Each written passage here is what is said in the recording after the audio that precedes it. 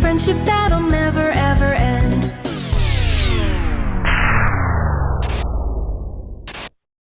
Run!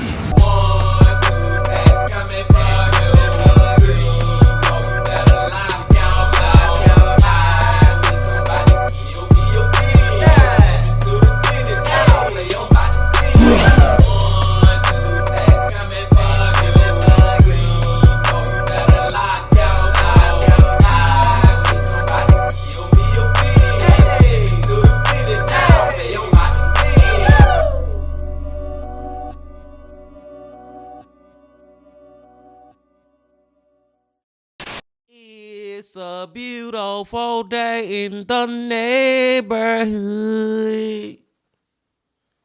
Reaction Beanie 0617. Day in the neighborhood. My brothers and sisters. It is that time to get into another one of these true crime, horror, dark, deep, and mysterious what the is going on type of videos. And today, we are going back to my from that chapter. That chapter Wednesdays, y'all. Hope y'all doing excelente out there today. And I'm glad that you came on back to the channel once again to F with the Bean. And the title of the video is Sadistic Hunt Owner Hides His Twisted Secrets in Plain Sight. Now, these be some of the most craziest videos, y'all, when the freaking murderer or whatever may have you been literally have evidence of the murder out for the whole world to freaking see, but nobody really catch on to it. You know what I'm saying, man? And I'm pretty sure this story is going to be another case of how crazy it is. Like, damn, man, this dude or this lady could have been stopped way earlier. But I don't know. I'm just speculating, Bean Team. But we're about to see. But before we see, y'all know what y'all got to do. Get whatever you might need. Get what you need, please. It is always a delight when we get to go back to Mike. Y'all got what y'all need. Y'all ready to go? Then let's go.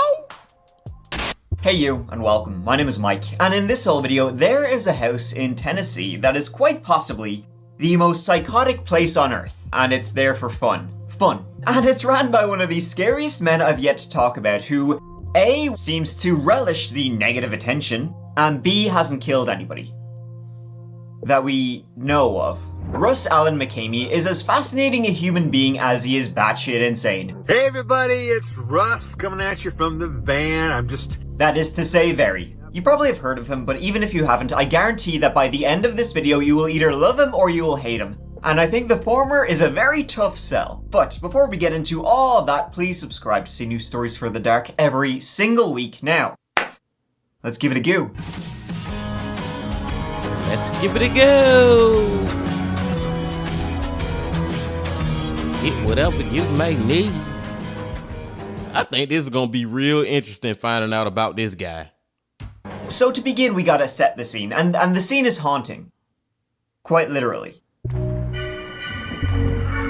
With its own subculture and terminology, the world of haunted house attractions, or haunts, has exploded in popularity in recent years, especially around this time of year, October. But what, started out as just like a little seasonal treat, yeah, real funny treat, sort of turned into something that takes place all year round, with people coming from all across the globe to experience these haunts. It's sort of like become its own form of like roller coasters, skydiving, extreme attractions. There are a ton of like different reasons for falling in love with haunts, but the one you come across most often is the very same as roller coasters and horror movies.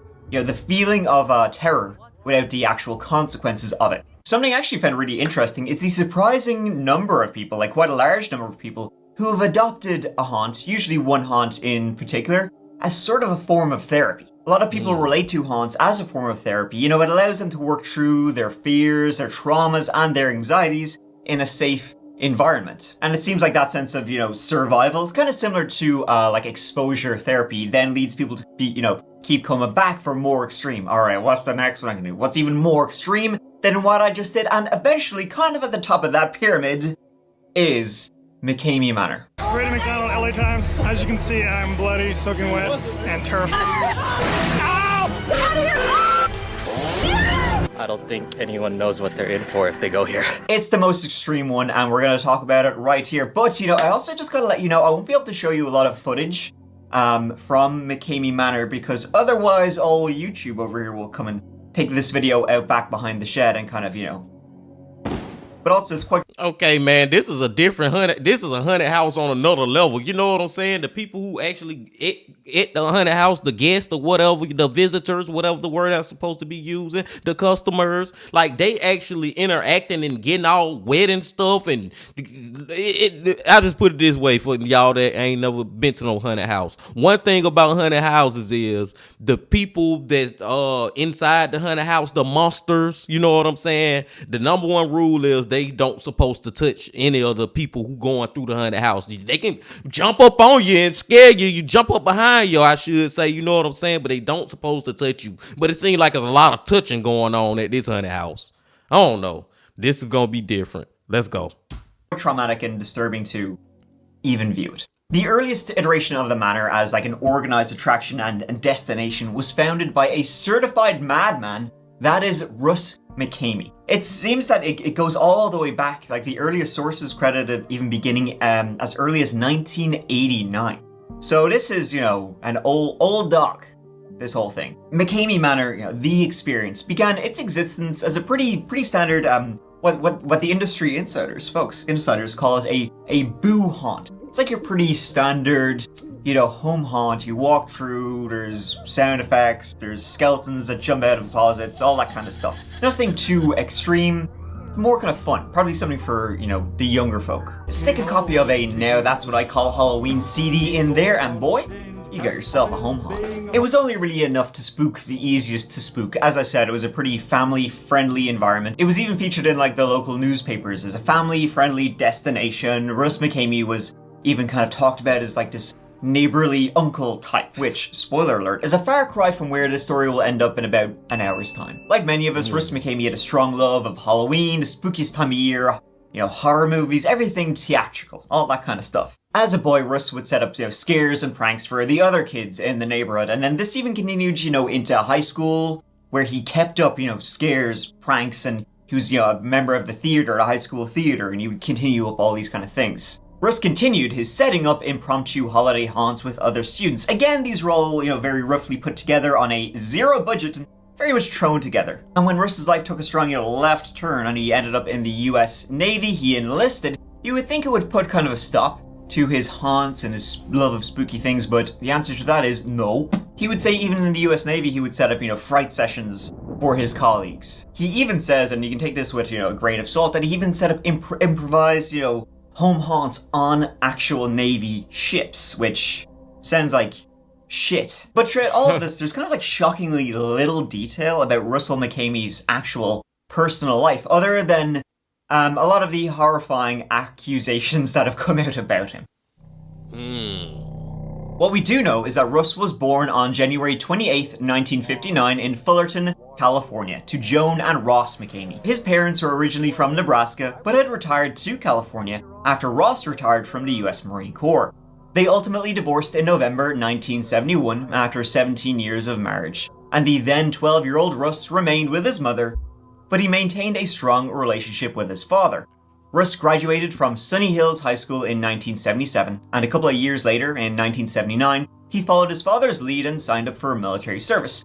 Rather than the Marines though, Russ went and enlisted in just a regular old Navy. Russ actually served close to 23 years in the US Navy, if you can believe that. And you know, while his love of Halloween spawned from, you know, enjoying trick-or-treating with his dad when he was a kid, his love of, well, torturing people probably, you know, stemmed from his time in the Navy. You know, might have started out as hazing, but quickly kind of dramatically escalated from there. Russ's father, Ross, he died in August of 1992, and apparently he took it very hard. It took him a long time to get over the death of his father.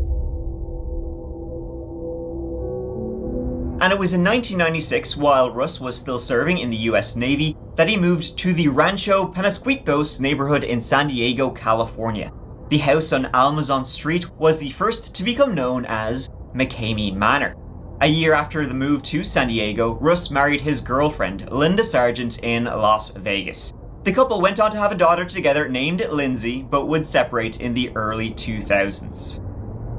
Russ didn't stay single for too long though. He quickly got together with his longtime friend Carol Schultz. Schultz would not only become Russell's partner in Lurv, but she would also become his business partner, becoming like a key component of the earlier days of McCamey Manor. She helped establish McCamey Manor and, gain its reputation as one of the most extreme home haunts in the entirety of the United States, if you can believe that. And it's just so crazy, like you really know that this dude really loved like the haunted houses, and I love haunted houses too, but I would never like think about actually having a haunted house at my house. Like McCamey Manor is where he literally stay and his family. You know what I'm saying, man? That is so freaking crazy, y'all. But like I said, I love haunted houses too, man. I go every year to haunted houses around here, haunted hay rides, you name it. I freaking love it, and I would be a monster in haunted house if I had the opportunity and the time.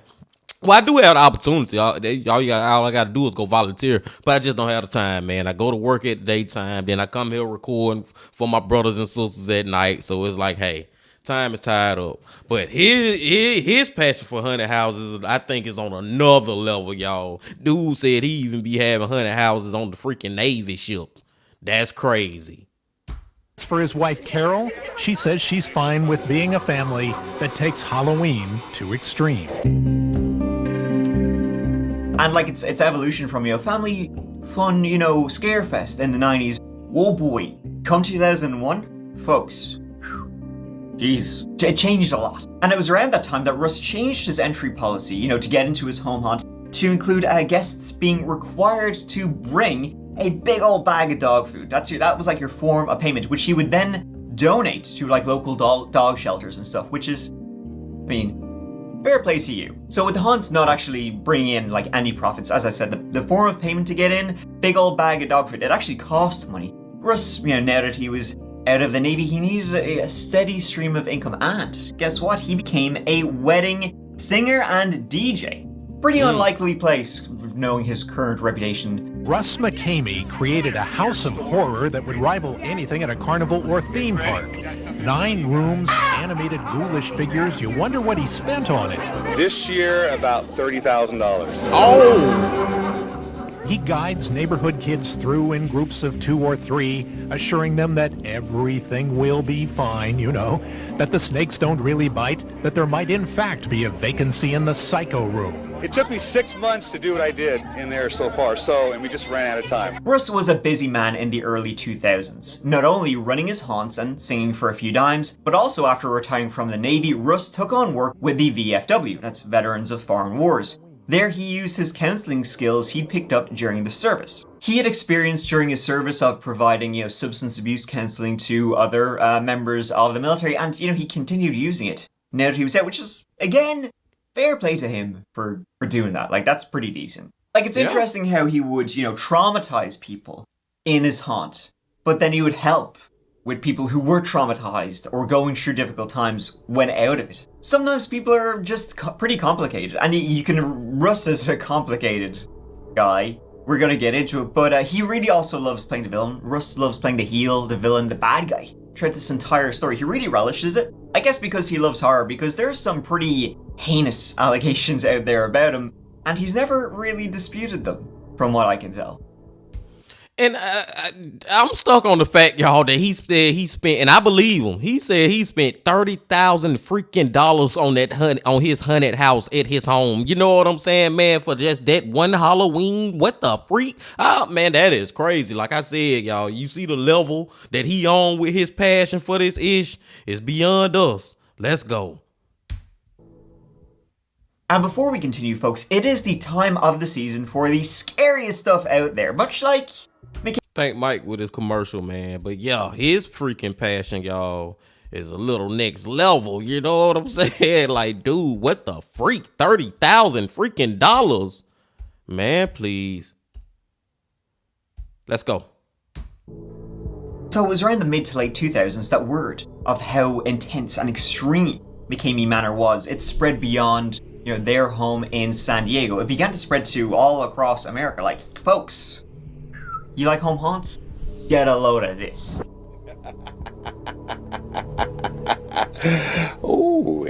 this is Russ from McCamey Manor, San Diego, California. Do you think it's scary here? Huh? Well, do you? I think so. What do you think? And that was also largely like thanks to the explosion of internet culture in like the mid 2000s. The advances in tech didn't, obviously had a huge explosion in how the manor was advertised, across the internet. But there was also this tiny little old thing called YouTube, where Russ started posting videos, of participants, contestants, whatever you want to call them, in his haunts, and they would just smash that click button on them. They exploded. Sandy, the superstar. Come here, Sandy.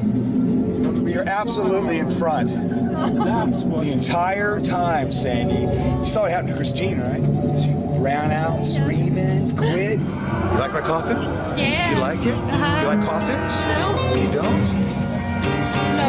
Guess what? Guess what? You're going in, Christine. No. You're going in, Christine.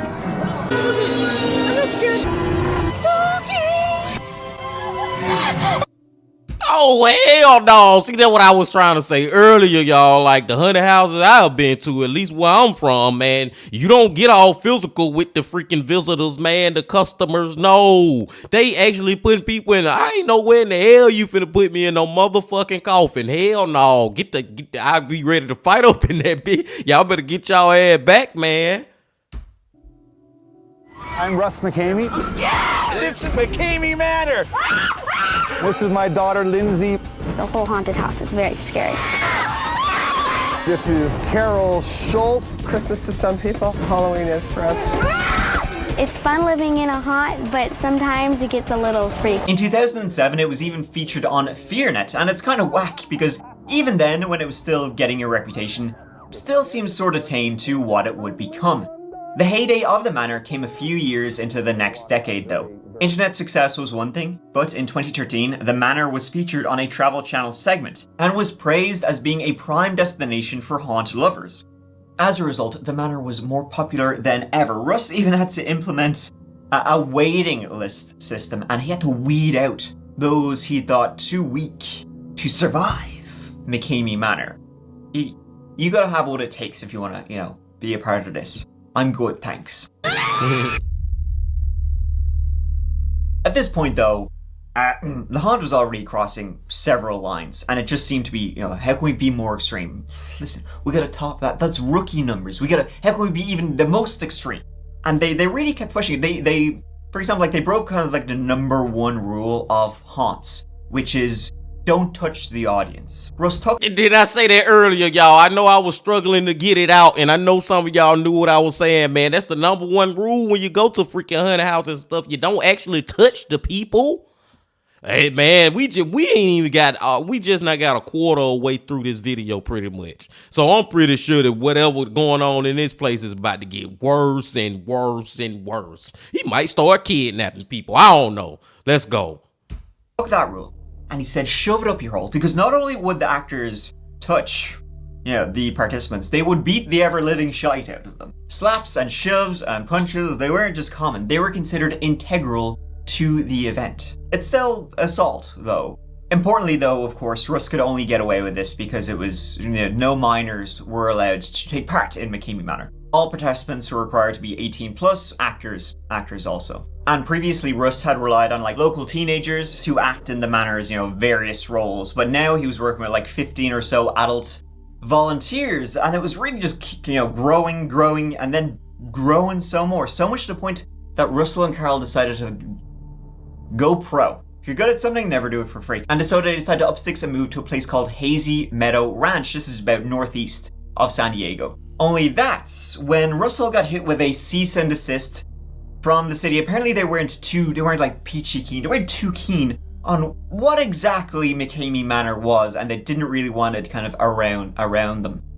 Well, you don't really want a torture chamber kind of next door. The screaming will get annoying. So there was a complete halt to the work they were doing in Hazy Meadows Ranch, and if that wasn't enough of a financial setback, Russ was also let go from the Veterans of Foreign Wars in 2015. So he had no stream of income from then on. So Carol Schultz, she became the sole breadwinner in the McCamey Manor home. She was responsible for buying all the props. Basically, she was responsible for financially everything. After that, Russ spent the next couple of years looking for a new home for the haunt. An attempt to move things to a location in Illinois was scuppered when residents found out about the nature of what was, going on in the experience and petitioned against it. Not in our town, they said. Hundreds have taken to social media for and against, some going as far as threatening to burn the building down. And I know that what we're doing is just smoke and mirrors and it's just entertainment, and most people understand that as well. Despite the threats, Russ McCamey. So while the original and most infamous incarnation of McCamey Manor was still going on at Almazon Street, the shit Russ was in, it was growing, it was only getting deeper. He was stuck. It was like quicksand, the shite. In June 2016, the dreaded IRS came and they put a $252,000 lien against the home on Almazon Street. This was sort of due to unpaid taxes going all the way back to 2012, and that's a lot. It's difficult to find out exactly what could have happened there, but Russ did shut things down and just get the hell out of Dodge after that. The hell out of California. And so, by the time the original haunt closed in 2016 and Russ left the state, more and more word about what was really going on inside McCamey Manor kind of started, coming out. That's when sort of the negative stuff, began to come out. And it was way more extreme than any other haunted house before. This was, had diverged from pretty scary and, real intense to you're just torturing people. Straight up just torturing people. And so from that, it was also around this time that a lot of people began to question the legality of what was going on inside McCamey Manor. And what were Russ's real motivations for doing it? In October 2016, the most famous account of exactly what was going on inside Russ McCamey's horror house, it broke. Balls, thought Russ. Laura Brotherton posted pictures of herself in a neck brace and hospital gown to social media after a visit to the house, and people were shocked at the state she was in. Visibly bloated, swollen, bruised, and most famously sporting a freshly and crudely shaved head. Laura's photos looked more like the pictures officers take of a domestic abuse victim to be used in court than they did of someone who just had a grand old time at a haunted house. Boy, Mike went lying when he said they beat the shite out of you at this McCamey Manor. Look at this lady, man. That's crazy, man. These people need to be locked up. But it's almost like, if y'all want to play devil's advocate, they actually giving them consent to get their ass whooped. You know what I'm saying? Because they know what's going on in there before they go in there, right? I don't know. Let's go. Allegedly, she had to use her safe word several times before the actors or performers, whatever you want to call them, actually stopped torturing her. It actually took a couple of years for her to somewhat get over what she endured at Russ McCamey's hands. She was eventually able to describe details of the experience. Laura said she'd been hit repeatedly, waterboarded, tased, and whipped. It was so severe that she even had been left with permanent physical scars. I'll take carving pumpkins as the most extreme thing I do at Halloween. Thanks. But when questions even began to be raised about this, what the hell did you do to her? Russ would simply point to Laura's exit interview, something he had every participant do. He would do an interview before they did the home haunt and then an interview after they did the torture chamber. Hey everyone, this is Laura Brotherton coming to you live from my hotel room after I just entered the McCamey Manor chamber. Wow, trust me, you do not want to do this. I can't tell if my nose is broken, my tattoo got torn. I just want to say, Russ, Carol, Lindsay, Beth, Ryan, Mike, Christopher, Mr. Green, Mr. White, all of you so much that I love you dearly. And I so appreciate you allowing me this opportunity to get out what I needed to get out of this. Every contestant, before they were even allowed to seek medical attention, had to film this short little segment where they said, oh boy, this is just the best thing since sliced bread. Can I go again? After just give me a second for the PTSD to die down, and I'm in. That was the most insane thing I've ever done. Was it worth the wait? Oh, it was worth the wait. It was amazing. You guys know how to set up something. Laura alleges that, before she even filmed hers, she was told that if she said anything negative, she would be sued. So obviously, having just been through the ringer and pretty eager to get to the closest hospital as fast as possible, she was... Lads, that was like...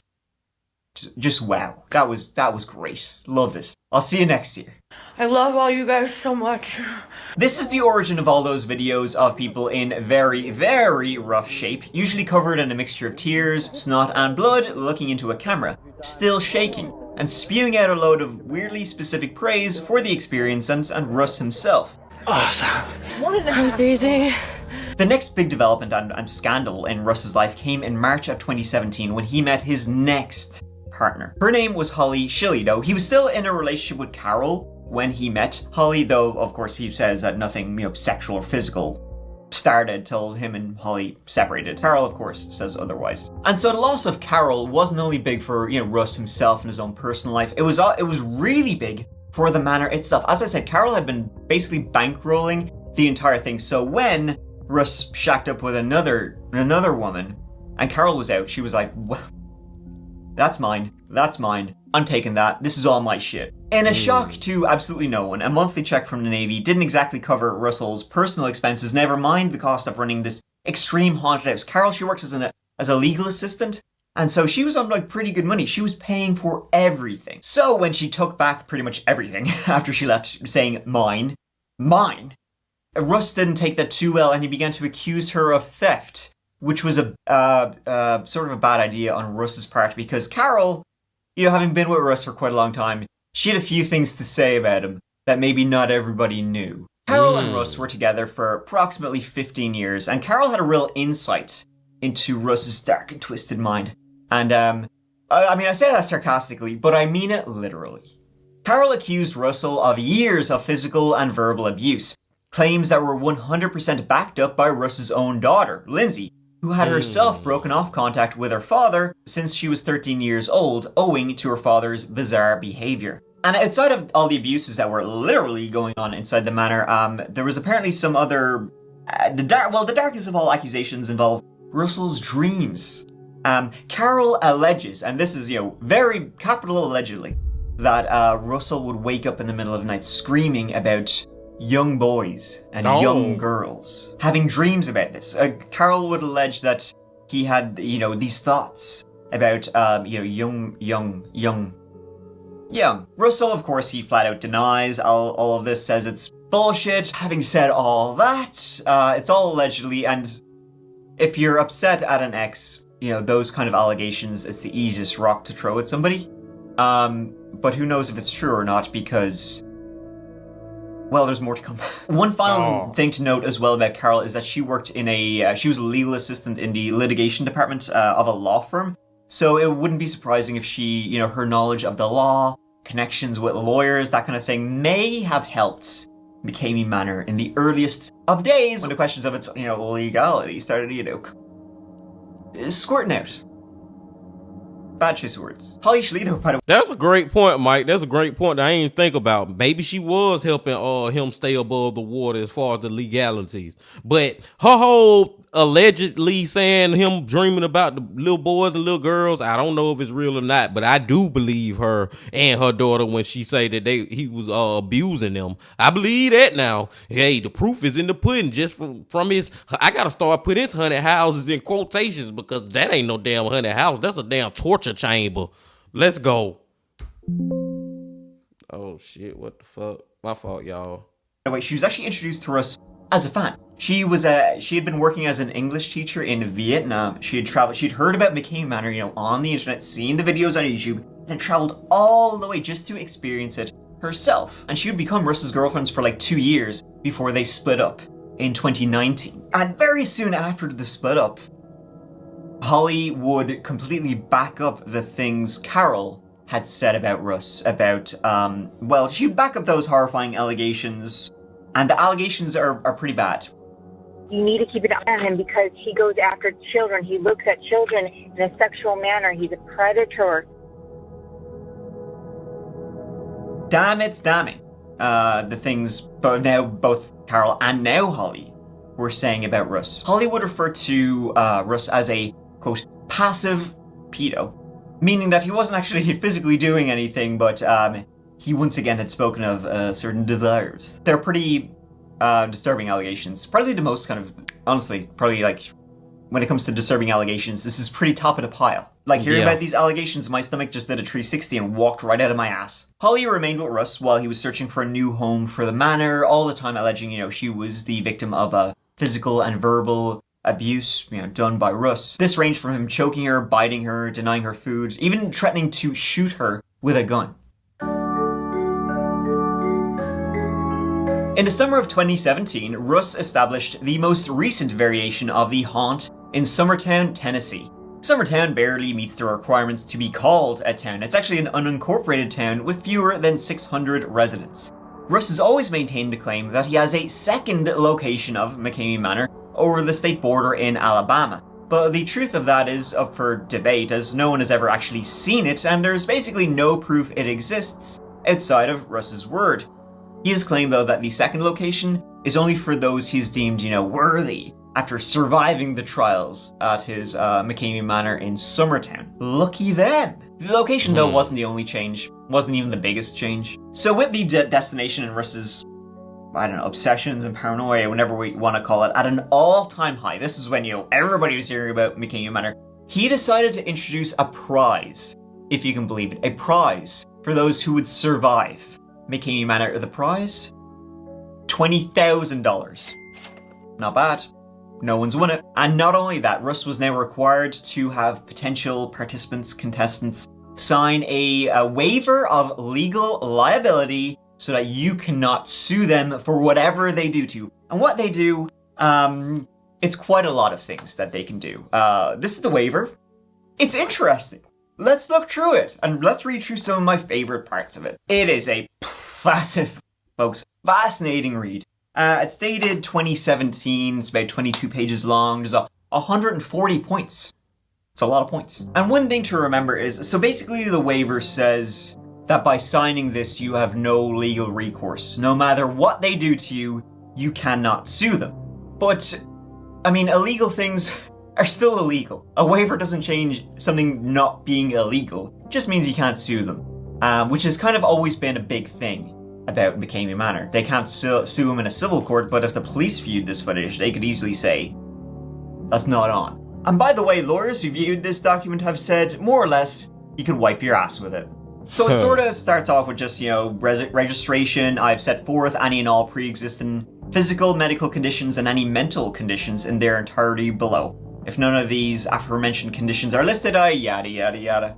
Okay. Point 3. It's already great. I love this. Participant agrees that if the police are called or appear on the scene, that participant acknowledges that this is just a game. Part 4. Express assumption of risk of inherently dangerous activity. Participant agrees and understands that participation in this event is both physically dangerous and could have negative impact on one's mental health. By signing this agreement, the participant expressly assumes all risk of physical, mental, or bodily harm, despite this acknowledgement of the known risks. 17. Participant fully understands that McCamey Manor is an extremely physical, and that participant will leave with bumps, bruises, cuts, or other possible injuries, including possible broken bones. Participant understands that injuries are never on purpose at and participant is fully aware of the risks and takes full responsibility.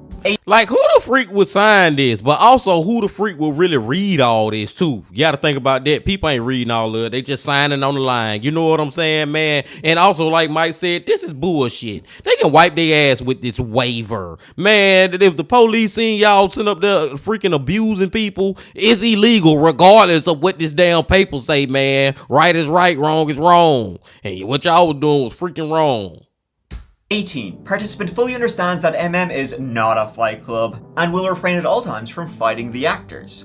Good to know. A lot of spelling mistakes here. Let's read some of my favorites. Participant was warned numerous times about the intensity of by the owners and other members of the crew, and that you really do not want to do this. Folks, in case you weren't aware, you don't want to do this. Point 28. Participant fully understands that by signing this waiver, they are giving permission to keep nothing off the table, except sexual or inappropriate situations. Well, it's good to know they have boundaries. Everything else imaginable can and will happen inside of You are aware of this and are giving full permission for any action that may happen. Participant agrees to and has full knowledge that if selected to visit the barber, participant may leave MM completely bald, including eyebrows. That's Participant agrees that if crazy. selected, they could be buried alive under 12 feet of dirt and rock, to which they will have a limited amount of air and they will have to figure out how to escape, and could possibly breathe in a significant amount of dust, dirt, or foreign objects that may cause death if participant does not breathe properly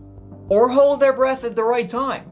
Kinda dodgy there. Sounds like it could go one way or the other at that point. 33. Participant agrees that if selected, they will come in contact with a variety of live, poisonous animals. It is the participant's responsibility not to panic or agitate the animals. If participant is bitten, it is because the participant made a sudden movement within a confined, secured environment. If you get bitten, it's because you moved inside the coffin. You dumbass. Participant acknowledges and agrees to be submerged in 60 feet of open water. Participant acknowledges and agrees, you're saying yes to it, that their breathing apparatus will be removed and that it is participants' responsibility to make their way to the surface on their own.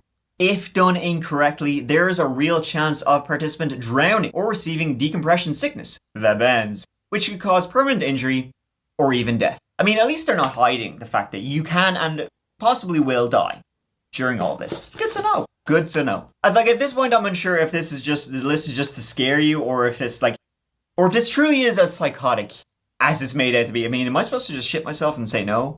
Or participant understands that it is never the intent of MM to cause myself any type of psychological damage. No, we're just gonna bury you alive, put you underwater, put you with poisonous snakes, and if you get upset, you're just a big baby. Grow up here.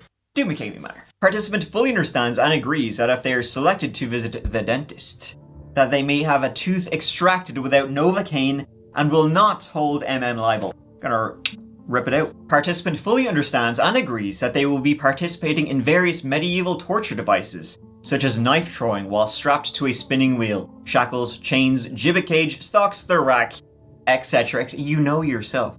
All the good ones, all the hits from medieval times. Look forward to that. Something to look forward to. I like that. Participant fully understands and agrees that MK Ultra mind control may be used. Hell yeah. Participant fully understands and agrees that a nail may pierce their hand. Participant fully understands and agrees that their hand may be smashed with tools. Participant fully understands and agrees that they may be asked to ingest live bugs. I mean, you won't go home hungry. That's at least one good thing about this. Room and board. Participant agrees that they will drink a wide variety of liquids, including food coloring, you're gonna piss in your mouth, folks, urine, blood, or any other liquid cuisine. Liquid cuisine from around the world. What's liquid cuisine? There's no kind of getting around this. This is torture for fun and not the participants' fun. Someone is getting off here. Someone's just got off. Prize money is also not likely true. I mean, he did flee California, owing $252,000 to the IRS, so good luck getting the 20 grand if you survive this, which is a maybe already. Russ does work at Walmart. Ain't nothing, wrong with that, but it's also unlikely he has 20 grand to spare. Despite the manor being sort of a shadow of itself, the fun is well and truly gone now. This is not fun anymore. Its popularity, it was up there. That's how popular it was. It was up there. Everybody was talking about it. There was documentaries after documentaries. Russ's notoriety was bigger than ever, largely thanks to a Netflix documentary called Haunters, The Art of the Scare, which heavily pushed the manor as a premier attraction. Thing is though, all the footage in that documentary was shot when the manor was back in San Diego, like its original location, and now that it was in Tennessee, Summertown, whew, boy, it's been a same boss, different attraction. Like the incarnation that was based in Tennessee was a far cry from the one that they had in San Diego, which was still pretty rough, but not this rough. Sitting, man. What? What? I got my hand around that little neck of yours again. You want me to squeeze that neck? Back then, they would kind of just beat the shit out of unsuspecting people. Now there was dog cages. Now there was waterboard. Now there was a hose in the backyard. He was still beating 7 shades of shite out of people. There was just like a lot less creativity to it these days, and now it just seems like nobody's having fun here. The notoriety gained from the Netflix stock and also like the countless internet forums and videos made on YouTube about this stuff, that also meant that law enforcement was like decided to maybe we should just like take a bit of a goo at old McCamey Manor. Like somehow how he managed to not get arrested for so long, it kind of boggles the mind. To the point where like some people even online were speculating that Russ and the local sheriff's office were like in cahoots.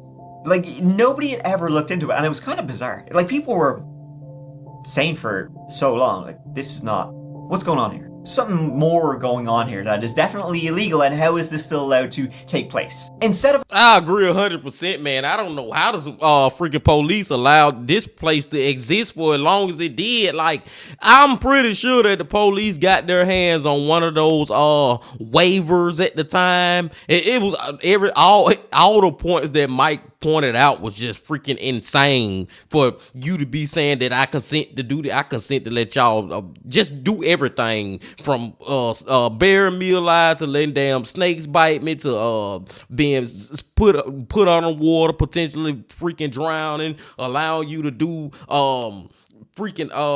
what he said, something about burning me. I don't know, man. Everything up under the sun, but it's like the police, man, they had to been freaking known and seen that waiver. That waiver is enough for them to freaking go investigate this place. Like, what have y'all been waiting on, Mr. Policeman? Do y'all got something to do with it, Mr. Policeman? I'm just saying.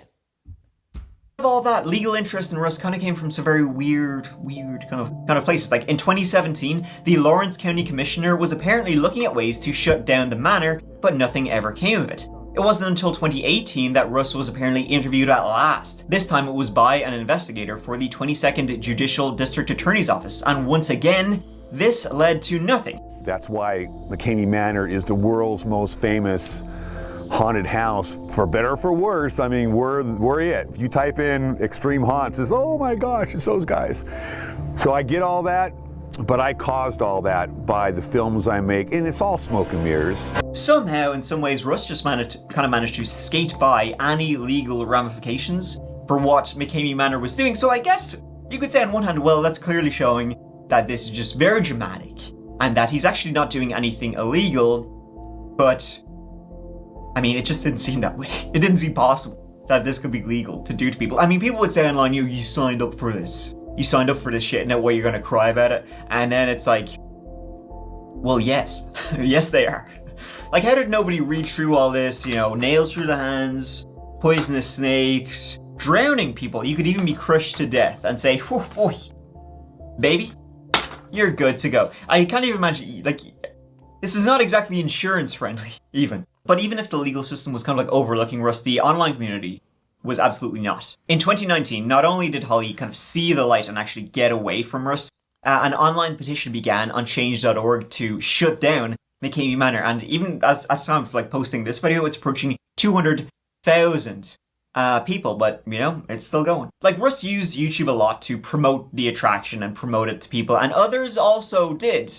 But just not in the same way. That's how a lot of like negative light began to shine on McCamey Manor. In November 2019, YouTuber Gabs came forward with a video of her own visit to McCamey, titled "I Survived McCamey Manor: The Truth." It's probably worth your time to get a first-hand insight into the real horrors at work in Russ's mind, and the things he facilitated happening to people whose safety he was responsible for. Basically, some of her key points were, quote, "I went through the haunt a couple of days after I found out about it. On the phone call, he gave me all the info, what to bring, what to wear, where to meet, and he talked about the people in Vegas. He said they'd be watching us live, and they'd be able to pay to have things happen to us, basically saying this is like some kind of dark web red room. Again, I'm expecting like a haunted house, and the address he gave me was for a park, and he said to meet at the bleachers. Signed the waiver, got put into the back of a van, and the tour started. I was basically just beat up for 6 hours. Pushed around, tied up, waterboarded, my hair was cut, they put a spider on my face, stuff in my mouth, a lot of drowning simulation, water tortured stuff. They made us eat stuff. My tour didn't end because my partner and I gave up. He just told us it was too late.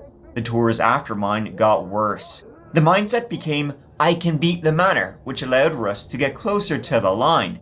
This isn't something he does because he likes horror. This is something Russ does to have control, and you can tell by the energy and the look in his face. His gross, satisfied smile while I was having a panic attack is forever ingrained in my brain. Another ex of Russ McCamey's, her name was Susan Kaplan. He dated her shortly after breaking up with Holly.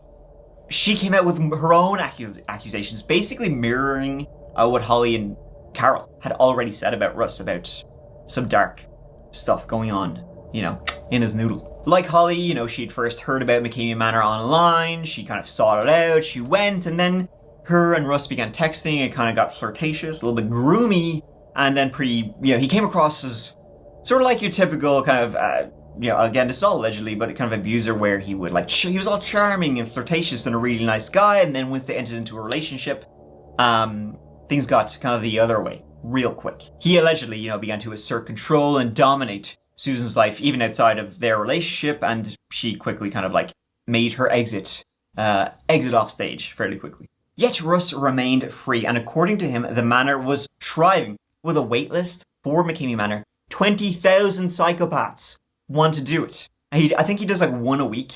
So, well, that's a lot of people.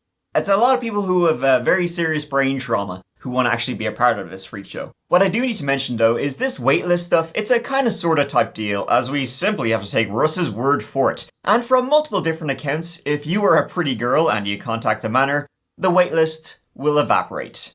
By the way, this is the actual website, and it's pretty illegible. The next few years up to now have been a non-stop deluge of accusations, denials, failed investigations, and legal wrangling.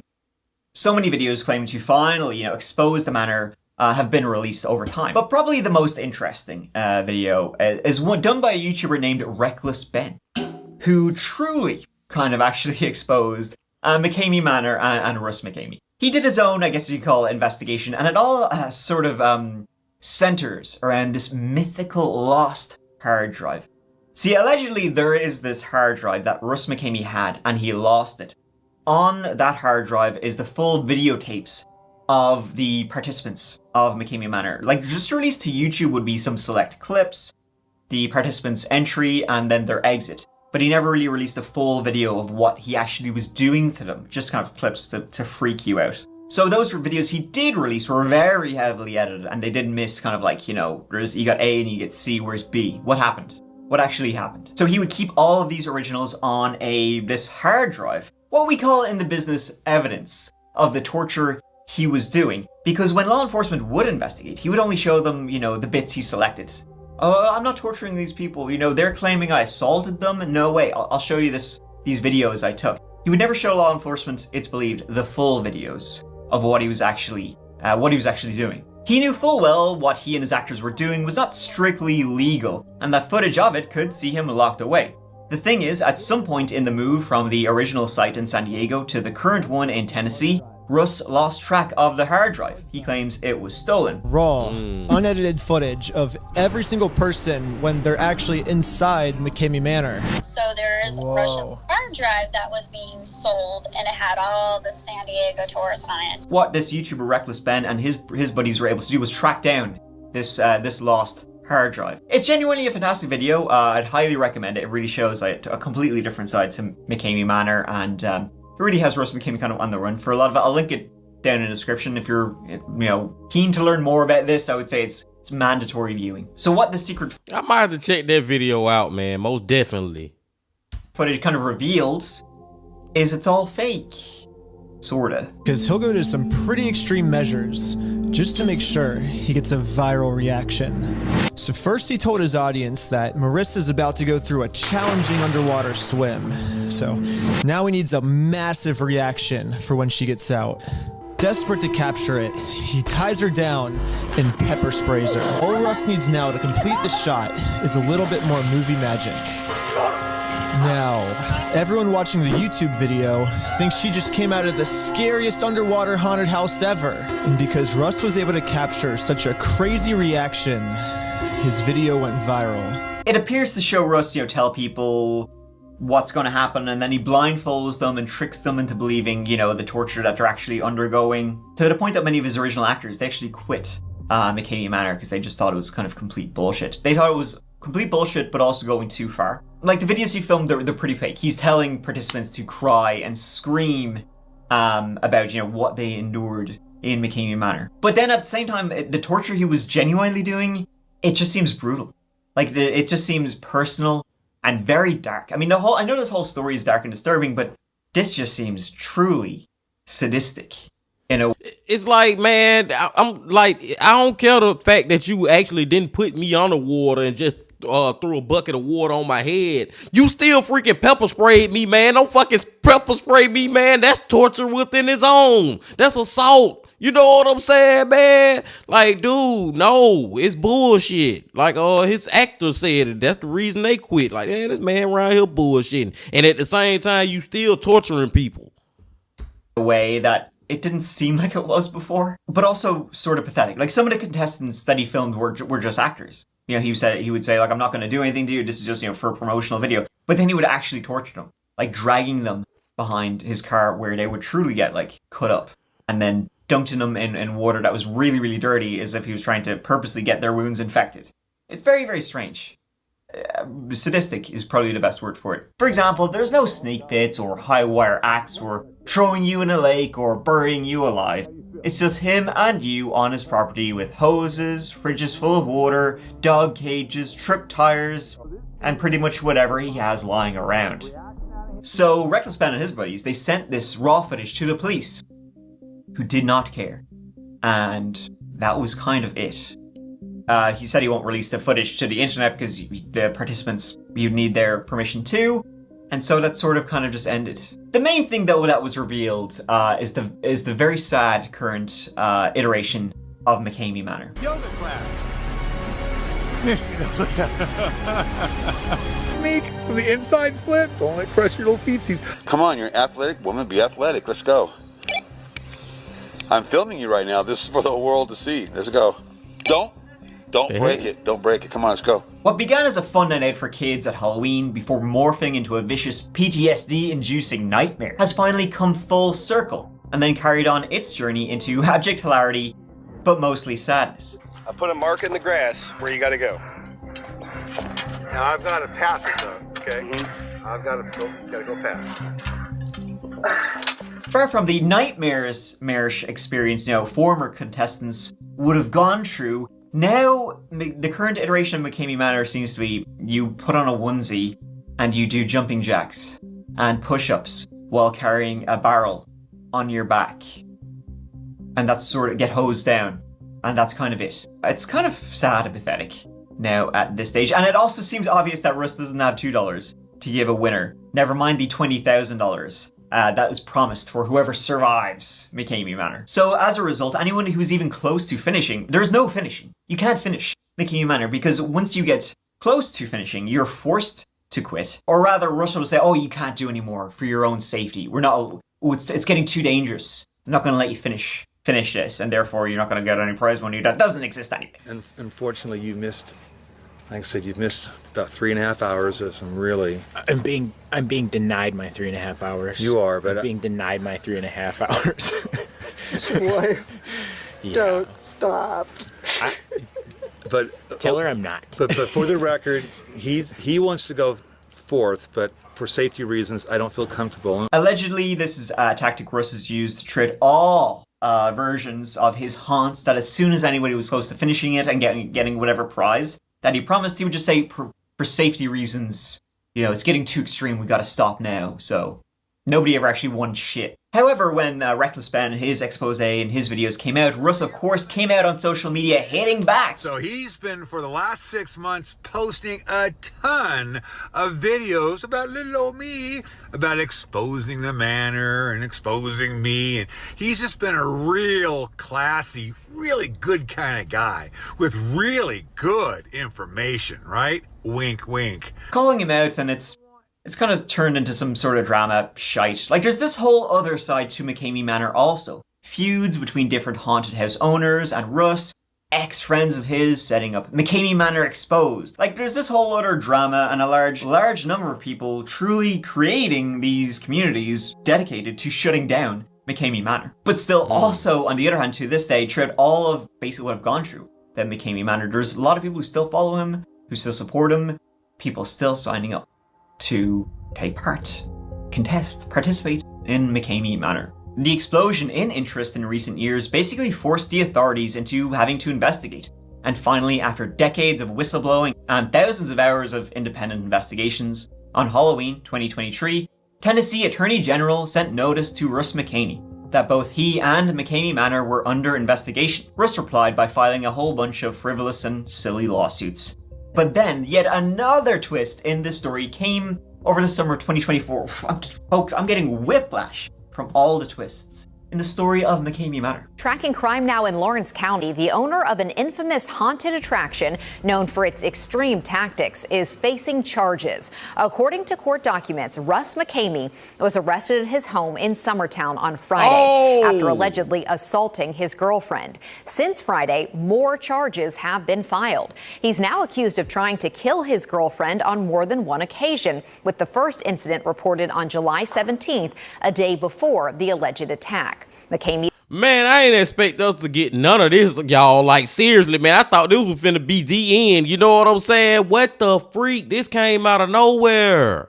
And I'm glad that this actually came out like this. I'm glad he actually got charged. And that was, Mike said summer 2024. You know what I'm saying, man? This is recently. But I'm glad it happened because I'm pretty sure, man, at some point in time, y'all, he was committing crimes, man. He was doing some dirty ish to somebody, man. And may have been children. I'm just saying. Let's go. This was unexpected. He is accused of strangling the victim on 2 separate incidents. On July 19th, 2024, Russell McCamey, now aged 65, was arrested and charged with domestic assault against his, and I'm not kidding here, 25-year-old girlfriend, Shaylin Williams. 2 days after the initial arrest, the charges were updated to include attempted second-degree murder and rape, with a bond going from $1,000 to $100,000. Russ was able to post the bond, but was ordered to have no contact with Shaylin. And then, folks, just at the end of September 24, what happened to Russ, what's been happening to Russ, it just kept happening. And by that I mean nothing at all. All charges were dropped. All charges have been dropped after the court hearing Monday in Lawrence County. The district attorney, apparently, they reviewed the evidence and decided not to prosecute. I guess they found the evidence against Russ McCamey was not enough to prosecute, and so everything was dropped. Russ responded by posting a video of him singing.